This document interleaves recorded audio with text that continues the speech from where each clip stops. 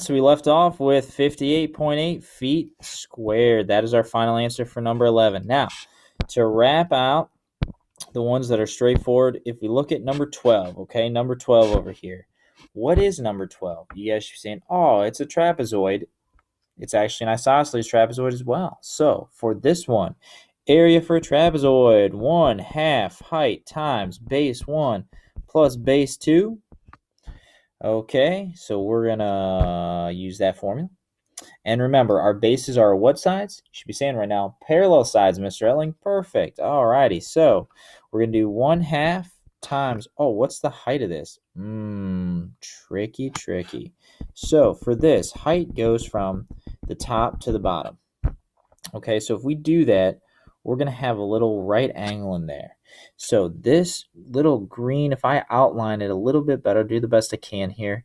This green shape, you should be saying, wow, that looks a lot like a right triangle.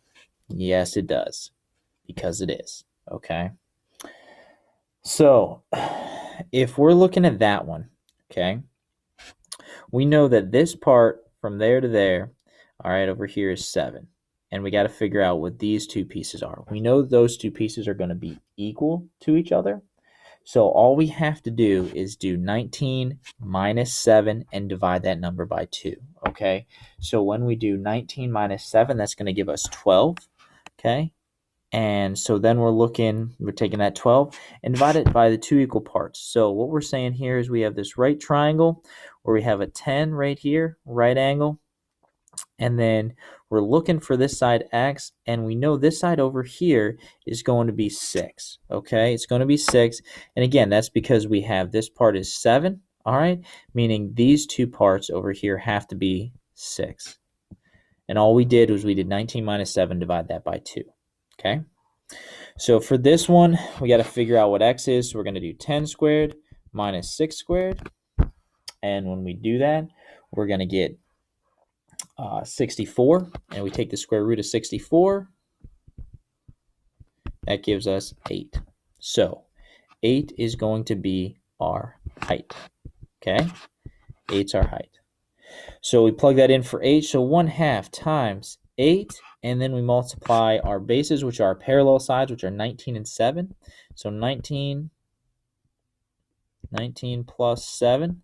Again, parallel sides, 19 and 7, those are our bases. And when we do that, we get a final answer for our area here of 104 centimeters squared. All right. So there we go. That wraps up the straightforward. They give you a shape, you find the area, okay? So if we are moving on here, these next one gets a little bit tricky. So they're asking us in number 13. It says a triangle with an area of 45.5 centimeters squares has a base that measures 14 centimeters. Find the height. So for a lot of these, they're going to give you the area. You have to find the height. So we got to do some algebra here. So for a triangle, our formula is, here we'll use red. All right, so area equals base times height divided by 2. That's our formula. So if we start with our formula, it tells you that we have an area of this, and it has a base of 14. That's our base.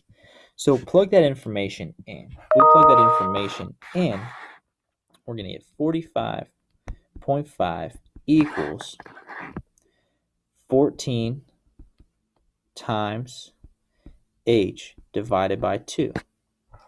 Now we have to solve this problem for h. So we have a 2 in the bottom. How do we get rid of that 2? Well, we're going to put a 2 in the top. So we're going to multiply by 2. However, if we multiply by 2 on one side, we have to multiply by 2 on the other side, okay? So when we do 45.5 times 2, we're getting at 91.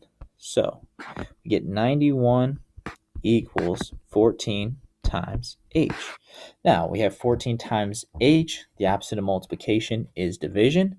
So we're going to divide by 14, divide by 14.